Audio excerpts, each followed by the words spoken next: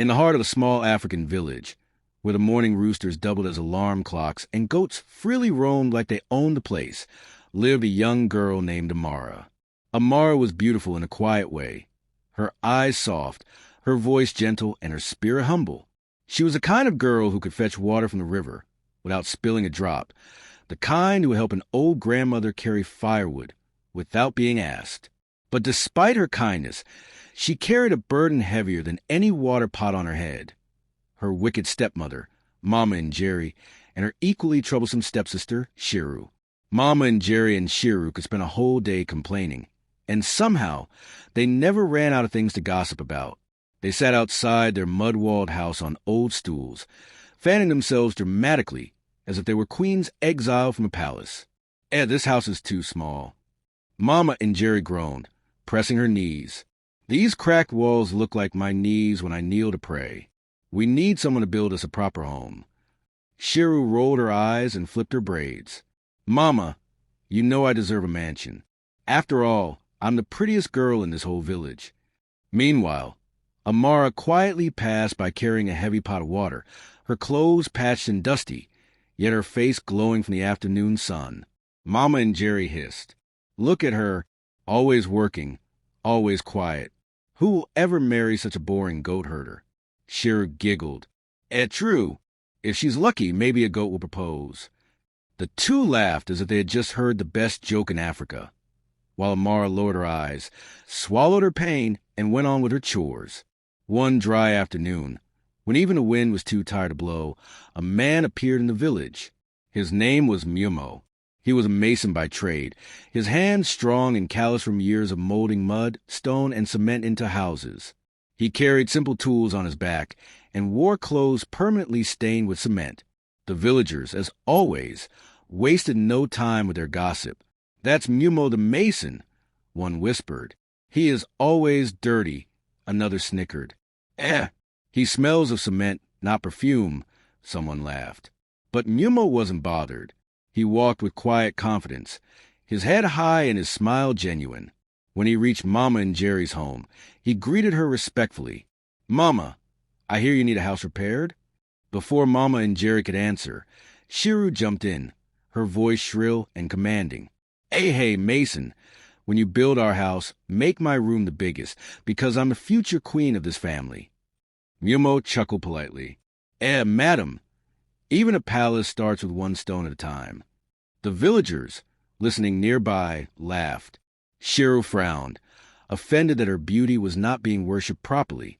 Day after day, Mumo worked tirelessly, patching walls, smoothing floors, and turned the crumbling mud house into something neat and sturdy.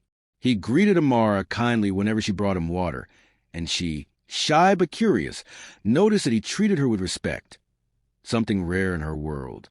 But Mama Njeri and Shiru were not impressed. They sat whispering in the corner, their voices full of scheming. Why waste Amara's beauty here, eating our food for free? Mama Njeri grumbled. Shiru added, Yes, Mama, let's marry her off to this mason. At least then she'll stop being our burden. The very next morning, Mama Njeri stormed into the yard where Amara was washing clothes. Listen, useless girl. Tomorrow, we make arrangements. You will marry Mumo. That's final. Amara dropped the wet cloth in shock. Mama, but I don't even know him properly. Shiru cut her off, sneering. Silence. You think you deserve a prince? Even goats won't marry you. Be grateful. And that was that. No discussions, no consent. Amara's fate had been sealed. When they invited Mumo for negotiations, Mama Njeri boasted shamelessly. Our daughter cooks like an angel. But just then, the Ugly Amara had been cooking burned, filling the house with thick smoke. Everyone coughed, and the chicken in the corner started sneezing. Mumo laughed warmly. Even angels must learn. His gentle tone made Amara smile for the first time in days. The wedding came quickly, but it wasn't a celebration of joy. It was more like a comedy show staged by villagers who love gossip. Amara wore an old dress that was 2 sizes too big, while Shiru strutted around a compound in bright clothes, acting like she was a real bride. Villagers whispered and chuckled. They've married her to a mason. Poverty has married poverty.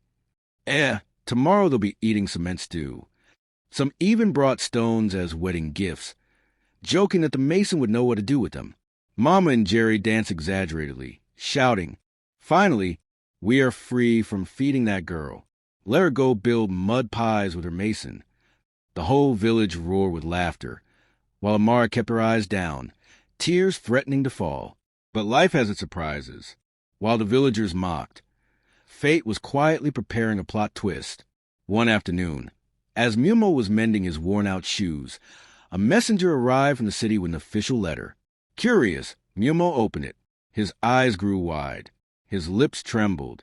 "Dear nephew," the letter read, "I, your uncle, leave to you my entire estate and businesses. You are now heir to my empire." Mumo blinked, reread the letter, then promptly fainted. Amara rushed to his side, fanning him with the nearest thing she could grab, a piece of sandpaper. Unfortunately, some cement was still attached and would not fan effectively. She would then rush for a bucket cover which served right. When Mumo recovered, the reality sank in. Overnight, he had become a billionaire. Days later, he and Amara arrived in the city. Amara, wide-eyed, stared at the towering glass buildings and wide roads. When they reached their new mansion, her jaw dropped. "A shopping mall?" she asked in disbelief. "Is this a house or a shopping mall?" Mumo smiled proudly. "It's ours." Back in the village, word spread faster than wildfire. Mama Njeri almost choked on her makimo when she heard the news.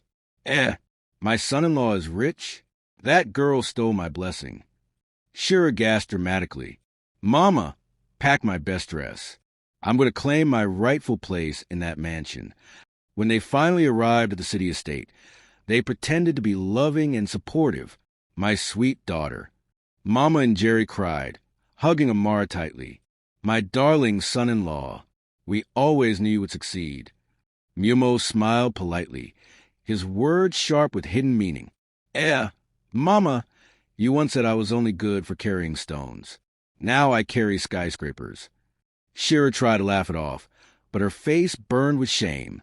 They later traveled back to the village, but would keep pestering Amara and Mumo for an invitation each time. Mama Shiru would keep reminding Amara, "Your mother deserves a good house just like yours." Days passed, and one morning Mama and Njeri and Shiru set foot to head to the city unexpectedly to visit Mumo and Amara. The guards in harsh voices would ask, "Did you have an appointment?" They would turn to each other and laugh sarcastically. "I am here to see my daughter." Mama and Njeri shouted. The guards would call the house to confirm the appointment. "I am sorry. I have been instructed not to let you in," one of the guards sternly replied. One evening, Mumo and Amara hosted a grand dinner in the mansion. Important guests filled the tables. The chandeliers sparkled, and the aroma of roasted goat and polo filled the air.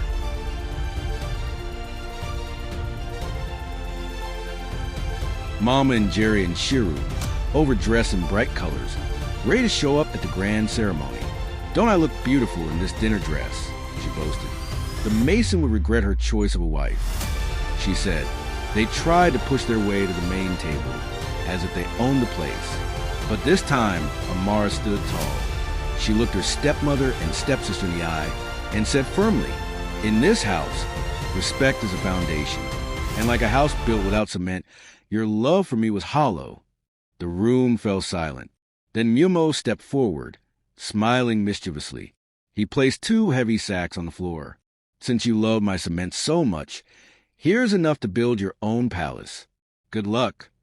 The entire hall erupted in laughter. Mama and Njeri and Shiru's faces burned as they dragged the sacks out in humiliation.